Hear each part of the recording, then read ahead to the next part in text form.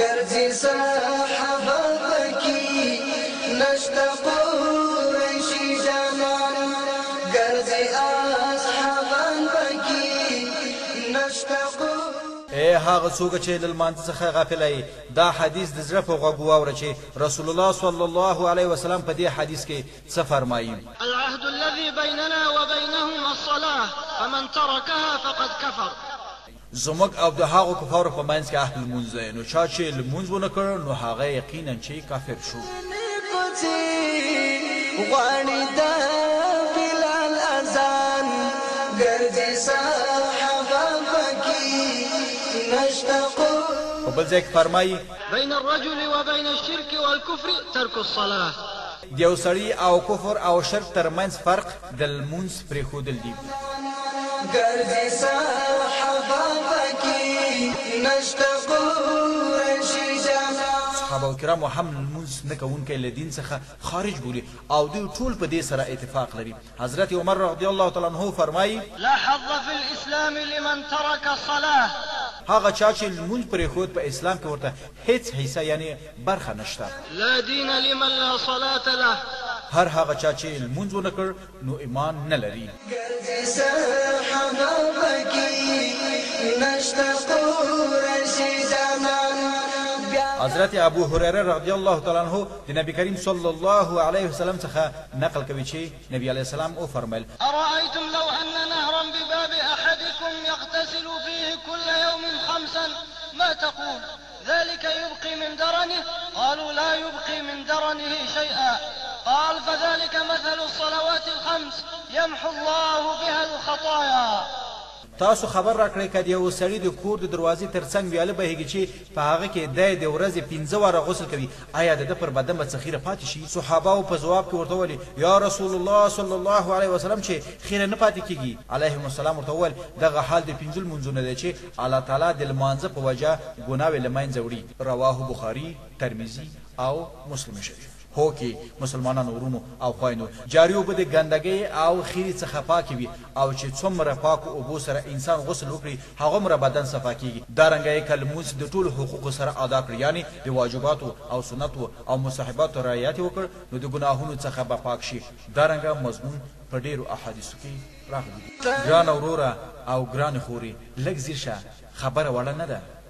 رسول الله صلى الله عليه وسلم فرمي ويكفي أن النبي صلى الله عليه وسلم يقول من ترك صلاة العصر فكأنما وتر أهله وماله. هر هغه چا چې د مازدیګر لمونځ قضا کړ داسې وګڼه چې د ده ټول مال برباد شو.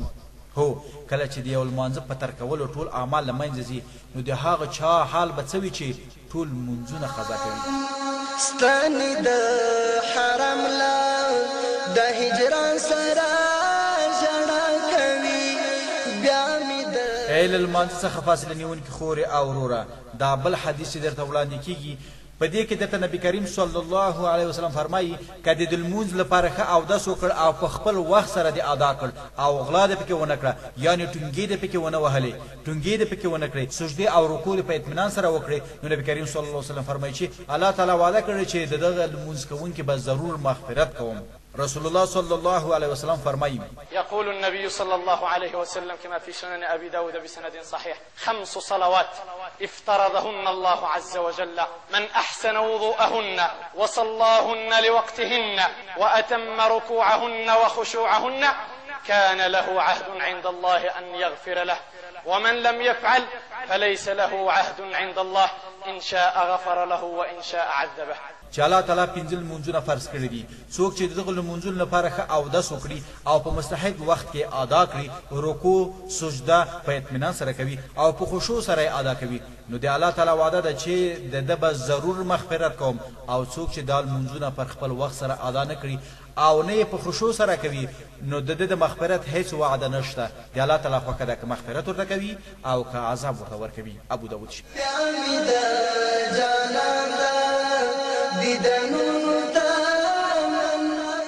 ای له لمانځه غافله انسانه آیا پوهېږې چې نبي کریم صلی الله علیه وسلم د لمانځه نه کوونکي ته څه خطاب کړی دی؟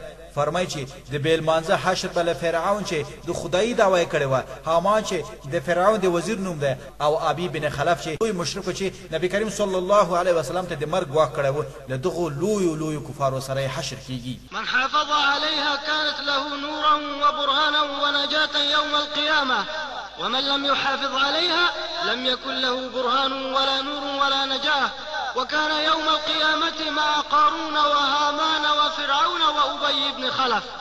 څوک چې لمونځ په پابندۍ سره کوي نو دا لمونځ به د ده لپاره په ورځ د قیامت کې نور وي، او د حساب وخت کې به حاجت او دلیل وي، او د نجات سبب به یې کیږي. او څوک چې د لمانځه خیال نه کوي نو د ده لپاره به په ورځ د قیامت کې نه نور وي، او نه به د ده سره هیڅ دلیل وي، او نه به ورسره د نجات هیڅ ذریعه وي.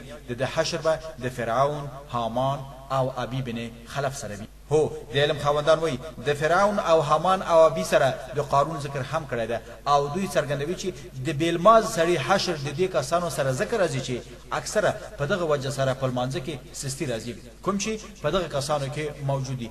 بس کچېرې په لمانځه کې سستی د مال او دولت په وجه وي نو د قارون سره حشر کیږي، او که د حکومت او سلطنت په وجه وي نو د فرعون سره به حشر وي، او که د وزارت یعنی د نوکرۍ په وجه وي نو د حامان سره به حشر وي، او که د تجارت په وجه وي نو د ابي بن خلف سره به حشر وي.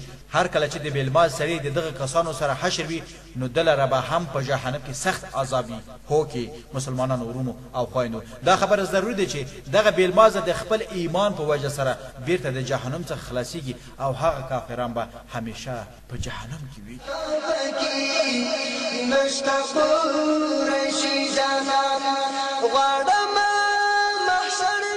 وای کله چې د قیامت پر ورځ کافران، ستمګاران او بیلمازه الله پاک دوزخ ته دوی داخل کړي نو مسلمانان به ورڅخه پوښتنه کوي عن المجرمين ما سلككم في سقر قالوا لم نك من المصلين ولم نك نطعم المسكين وكنا نخوض مع الخائضين وكنا نكذب بيوم الدين. څه شي ستاسو لپاره د دوزخ تللو سبب شول؟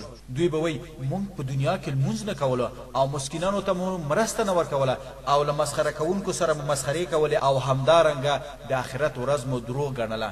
ګرانه د دوی اولین جرم دا و چې لمونځ نه کولو. ګرځي صحابه پکې نشته قریشي جانان.